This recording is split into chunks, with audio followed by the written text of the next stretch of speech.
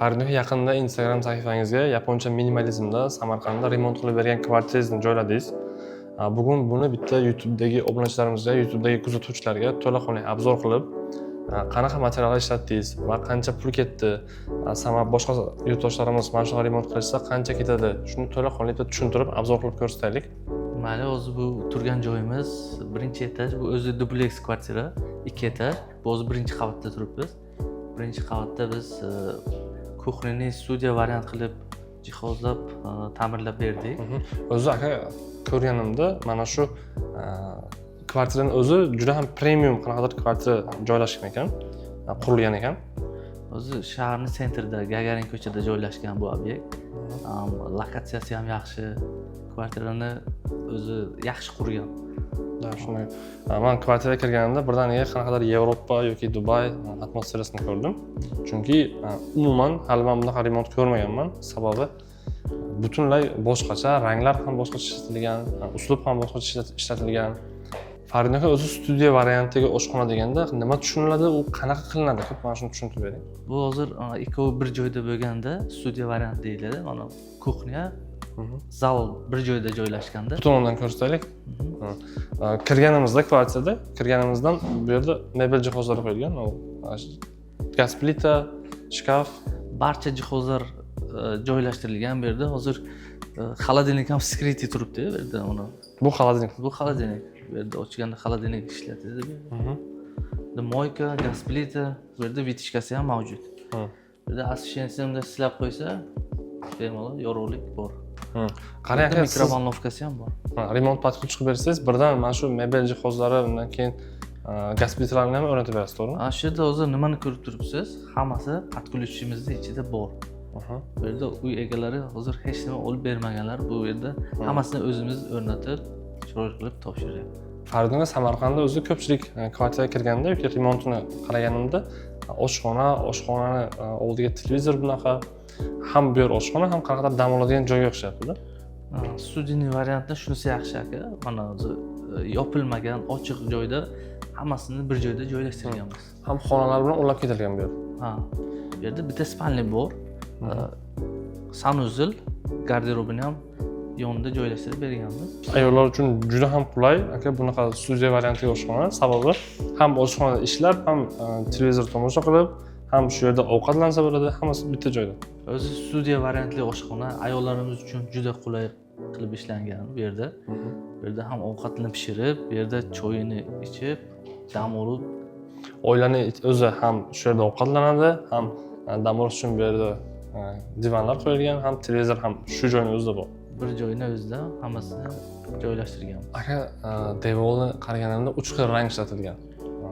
Mana bunaqa rang, undan keyin patologda oq rang, keyin qanaqadir mebel nimasi bilan, taxtasi bilan ishlab berilgan. Yog'och teksturasini ko'proq ishlatganmiz. O'zi minimalizm remontimizda ko'proq yog'och teksturasini ko'proq ishlatdik. Yog'och, qora bir-biriga zo'r kombinatsiya bo'lganligi uchun seriya ham ishlatganmiz. Faridniki o'zi minimalizm uslubidagi remontni qaraganda oddiy ko'rinadi, lekin hech qachon odam siqilmaydi bundan yoki trenddan qolmaydi. Har doim o'z uslubini yo'qotmasdan kelyapti. Shunaqa remont qilsa yaxshimi? Ya'ni minimalizm uslubida yoki Samarqandcha o'sha klassik remont qilsa yaxshimi? Qaysi birida rasxod ko'proq bo'ladi? Rasxod masalasida bu oddiy ko'ringani bilan buni rasxodi katta. Klassikdan kattaroq. Klassikadan kattaroq. Bunga ko'proq ishlov beriladi. Bu yerda ishlatadigan o'zi materialni o'zi minimalizmda o'zi qimmat tushadi. Oddiy nimadan ko'radi. O'zingizga qaysi uslub yoqadi? Klassik Samarqand yoki menga o'zimga Marakan stili yoqadi, Samarqand bo'lganimiz uchun. Endi bu minimalizmni o'zini muxlislari bor. Bu mijozimiz minimalizmni yaxshi ko'rganlar uchun shunaqa buyurtma berdilar. Video davomida hali ko'rsatamiz. Bu yerda gitaralar ilgan, menimcha juda ham qiziqadilar shu san'atga bu kishi. Juda ham qanaqadir kreativ narsalar qilib qo'ygan uyning ichida. Mana shularni ham sizlarga ko'rsatamiz. Bo'lmasa ikkinchi joyimiz obzor qilamiz. Devorlarni tushuntiring, devorlarda nima ishlatilgan o'zi? Devorda o'zi emulsiya ishlatganmiz bu yerda. Moyishi yaxshi emulsiyalardan ishlatganmiz. Bu yerda dekorativniy taxta teksturasi berilgan. Moyishi deganda aka remont pakketini ichida buni bemalol yuvish ham mumkin, to'g'rimi? Biron joyiga agar buni kir bo'lib qolsami, biroq dog' bo'lib qolsa, buni bemalol yuvish mumkin. Farid aka, shu joyga zo'r yechim qilgan ekansizlar. Bu shkaflarning ichida asosan supuradigan shvabra, uyni tozalash jihozlari turar ekan, to'g'rimi? Uy tozalash uchun barcha jihozlarni shu yerga joylashtirganmiz. Chunki boshqa bu yerda burchakli joy, unaqa yashirin joylarimiz yo'q. Shuning uchun shu yerga joylashtirganmiz. Boshqalar ham agar shunaqa remont qildirsak sizga, xudo xolasa, mana shuni qilib joylashtirib beradilar. Shipiradigan narsalar har xil joylarda aylanib yurmaydi-da. Yurmaydi, bitta joyda saranjom turadi. Bu yerda kitob javoni, to'g'rimi? Kitob javon, bu yerda suvenirni zona qilganmiz. Suvenir mana bu. Qanaqa kreativ chiqqan kvartiraning ichida. Farid aka, ikkinchi etajga chiqishda $1000 kartinka turibdi, kecha ko'rsatgandingiz. Buni uy egasi o'zi qilganmi, zakaz yoki siz remont patrulchiligingizda qanaqadir shunaqa bezaklari bormi? Yo'q, uni uy egalarini o'zlari buyurtma berganlar. Qo'lda chizganlari uchun qimmat chiqqan u kartinka. Qo'lda chizdirgan, to'g'rimi? Qo'lda chizdirgan. Uni ham videoda ko'rsatdim, to'g'rimi? Chiqaverishda turibdi o'zi. Bo'lmasa hozir aka qayerga kiramiz? Spalnigami, ikkinchi etajgami? Birinchi bitta garderobni ko'rsataylik. Bu yerda garderob qilganmiz. Garderob zonamiz bu yerda. O'nli shkaf, ichida освещениялari bilan. Tepa qismi ham ochilib, hamma narsalarni joylashtirsa bo'ladi. Bu kvartirada shifoner bunaqa narsalar yo'q, to'g'rimi? Bitta uychaning ichida akkurat. Bitta joyda hammasi joylashgan. Buni ham o'zlari qilib bergan, to'g'rimi? Buni bu yerda o'zi shaxta bo'ladi. Shaxtani yashirib, bu yerda garderob joylashtirib bergan. Bu kvartiraning kiraverish qismida katta oyna qo'ydik. Bu oyna bekorga turgani yo'q. Bu yerda kollektorimizni joylashtirganimiz uchun bu yerda skrit kollektor joylashtirganmiz bu yerda. Bu chopli pollarniki. Chopli polni regirovkasi shu yerda turibdi. Ko'pincha oshxonalarda o'zi qandaydir shkafni ichiga qo'yiladi, to'g'rimi? Shkafning ichida yoki bir devorni uyib o'sha yerga joylashtiriladi. Hozir shkafning ichida to'laqonli bo'sh joy bor, posуда qo'yish uchun. Posуда qo'yish uchun hamma joyga polkalar qilib, joy kichkina ko'ringan bilan ko'p narsa joylashtirsa bo'ladi. Farid aka o'sha remont patrulchi qilib beradilar. Zo'r yechim qilgan. Agar siz ham kvartirangizni remont qilmoqchi bo'lsangiz, shunaqa yechimlar qilib beradilar. Qaysi tomonga boramizmi? Ha, bu yerda endi sanuzilni ko'rsatsak. Sanuzilda sanuzil ham minimalizm, to'g'rimi? Sanuzilni ham minimalizm uslubida qilib berganmiz. Mana bu rakvinasini ham o'zini kafelidan joyida tayyorlab berganmiz. Aka, bunaqasini men birinchi marta ko'rishim. Bu minimalizm qimmat narsami bu? Bu o'zi minimalizm stiliga moslashtirib, bu qurilib yasalganmi yoki buyurtma asosida olib kelinganmi? Yo'q, shu yerni o'zida yasalgan. Ha, bu shu yerni o'zida yasalgan. Nimadan yasalgan bu aka? Kafelni o'zida, mana qirralariga e'tibor bering, alohida. Bu yerda polka qilganmiz, bu yerda. Bu joyda ham polka qilib berganmiz. Bu yerda spalniya, birinchi etajning spalniyasi. Qarang, spalniya xonani kreativ remont qilib berdik. Mijozimiz san'atga qiziqqanlari uchun bu yerda kartinkalarni ilib, gitaralar uchun ham sharoit qilib berdik. Kartinka ham o'zi qanaqadir boshqacha ekan. Hamma xonalardagi kartinkaga o'xshamaydi. Zontik, tovush, gitara undan keyin qiziqishlariga. Gitara ham qimmatlancha. Gitara ham qimmat gitaralardan, Yamahadan. Bu taraflarchi aka? Bu tarafga TV zonani qilib berganmiz. TV zonani dekorativniy MDF materialdan ishlatib, bosh tomonga o'xshash qilib, bir-biriga kombinatsiya qilib berdik. Televizorni ajratib turish uchun bunday MDF qilingan, to'g'ri? MDF material. Hozir ikkinchi etajga chiqib ko'rsataylik. Ikkinchi etajda ham yaxshi sharoitlar qilib berganmiz. Birinchi aka mana ko'rdim. Mana shu kartinkani ko'rsataylik. Mana shu kartinka $1000 da qo'lda chizirilgan kartinka shu bo'ladi. Shuni xonadon egasi qildirgan, to'g'rimi? $1000 ga kartinka olgan bo'larim deysiz, izohlarda yozib qoldiring. Hozir ikkinchi etajimizning kiraverish qismida turibmiz.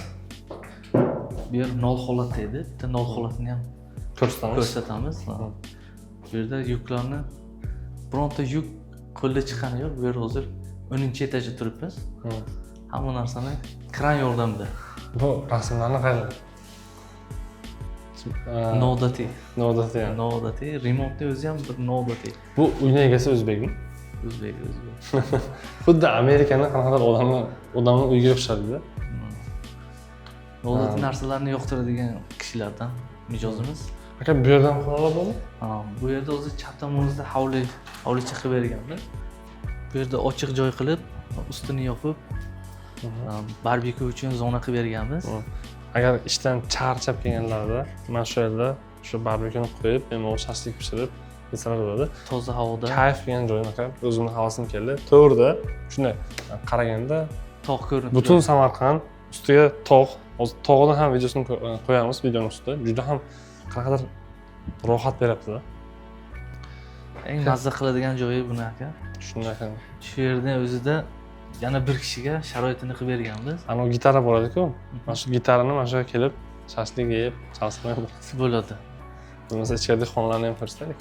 Farqi bu yerda yana bitta oshxona bor. Yana bitta kichkina oshxona, ikkinchi etajni o'zi uchun. Yana bitta oila tursa agar Yana bitta oilaga Asl shu hamma o'tiradi. sharoitni qilib berganmiz. Bu yerda spalniy, kuxniy, bu yerda sanuzeli ham bor. qaranglar, ikkinchi etajda o'zi necha kvadrat metr? 94 kvadrat. 94 kvadrat metrni ikkinchi etajda ham shunaqa joy qilib berganlar.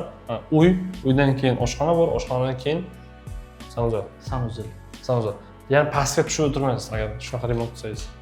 Bu joyimiz nol holatda edi. Bu yerni yengil konstruksiya bilan joydan unumli foydalanish uchun bu yerda spalniy, kuxniya, sanuzel joylashtirib berdik. Zo'r ekan, ochiq maydonda yotgandan ko'ra shunaqa qilinsa agar ancha joy ekonom bo'ladi. Yarmini endi ochiq toza havoda chiqib dam olishlar U ham uchun ham zo'r. zona qilib berdik. Sizga qaysi mana shu kvartirani qayeri yoqdi?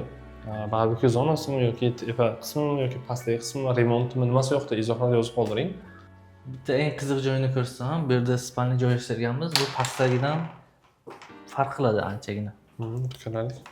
Bu uyni ham noodatiy qilib ta'mirlab berdik. Qarang, o'zini stilida, o'zini holatiga. Bu aka yoshligimdan orzuyimdagi xona, chunki tepasida bunday patologiya qiyshiq bo'ladi-ku. Mansard qismida. Mansardda, mana shu juda ham yoqadi menga.